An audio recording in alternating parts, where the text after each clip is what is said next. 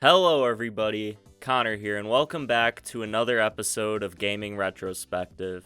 Back around the late 2010s, there was a phase in the gaming industry where companies released mini editions of their legacy consoles. Nintendo started this trend when they released the NES Classic Edition in 2016, which was a mini version of the NES with 30 built-in games from back in the day. This was huge. I remember people went crazy for this thing when it first came out, and it was so scarce that people were looking everywhere just to get their hands on one. And with items like these being so hard to find, it only allowed for one thing: scalpers. The NES Classic Edition retailed for about $60, and scalpers were reselling the console for around 200 to 500 big ones. I could see getting this as a nice little collection piece for $60, but anything above that just seems unjustifiable. It was clear the mini console format was successful. I mean, these things were flying off the shelves. Around a year later, Nintendo followed up the NES Classic with the Super Nintendo Classic. This one included Star Fox 2, which was never officially released until now. This one was just as successful as the previous one, and it caused websites to crash when it became available for pre-order. And yet again, this console was hard to buy at launch for retail price, and Nintendo assured fans they would be producing more units to fill store shelves. Both the NES and the SNES Classic were discontinued at the end of March 2018. The success of these systems prompted other gaming companies to follow Nintendo's lead for one reason only: making their fans happy.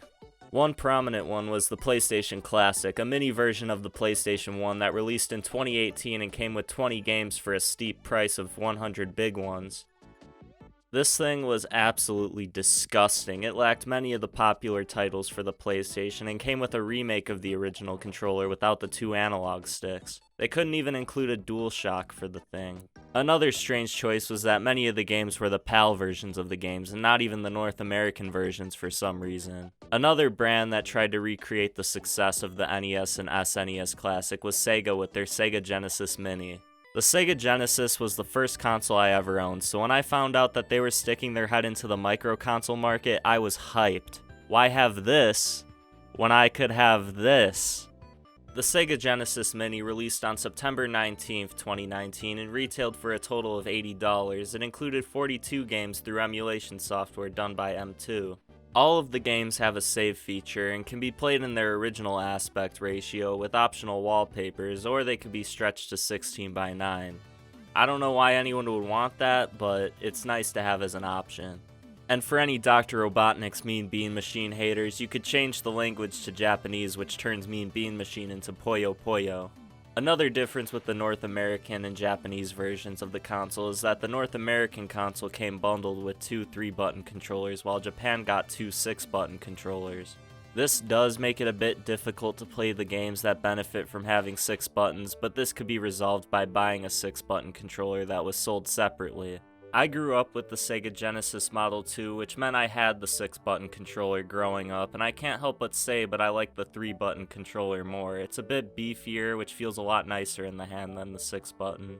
There were so many great games included on this console too, some of my favorites being Columns, Comic Zone, Dr. Robotnik's Mean Bean Machine, Earthworm Jim, Echo the Dolphin, Golden Axe, Mega Man the Wily Wars, Sonic 1 and 2, Streets of Rage, Tetris, Toe Jam and Earl, and Vector Man. The emulation is spot on. M2 did an amazing job porting these games. It was crazy to see Sega release a console in some capacity after the Dreamcast in 2001. The Genesis Mini was successful too, selling over 300,000 units by the end of March 2020. A follow-up to the Sega Genesis Mini, titled the Sega Genesis Mini 2, was released towards the end of 2022. This version resembled the Sega Genesis Model 2 and came with a single 6-button controller worldwide. This version boasted 53 games compared to the original's 42. This version also included games from the Sega CD add-on, as well as some new arcade ports. They added new games like Super Hang-On, Streets of Rage 3, Sonic 3D Blast, Sonic CD, The Ooze, and Rise Star. This revision took everything the original did, but made it a lot better. Sega also released some accessories alongside the Sega Genesis Mini. They sold a mini Sega CD, a mini 32X, a mini Sonic & Knuckles cartridge, and a mini Sonic the Hedgehog cartridge. These had no other extra functions outside of making your console look cool though. I always thought it was weird to include a mini Sonic & Knuckles cartridge, considering the game and its other lock-on games are absent from this console entirely.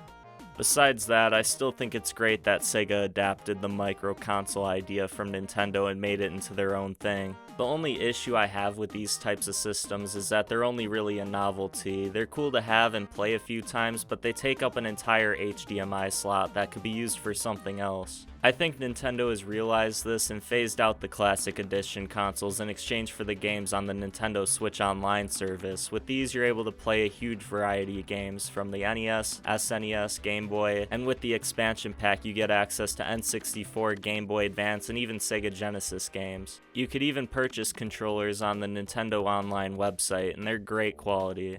Both of these concepts have their ups and downs. With Switch Online, you're stuck paying a service to receive these games, and with the scarcity of the micro consoles, you could be paying more for what they're worth. It'll be interesting to see where Sega goes next with these micro consoles. Will they stop making them altogether, or will they start producing other micro consoles on other systems like the Saturn or the Dreamcast?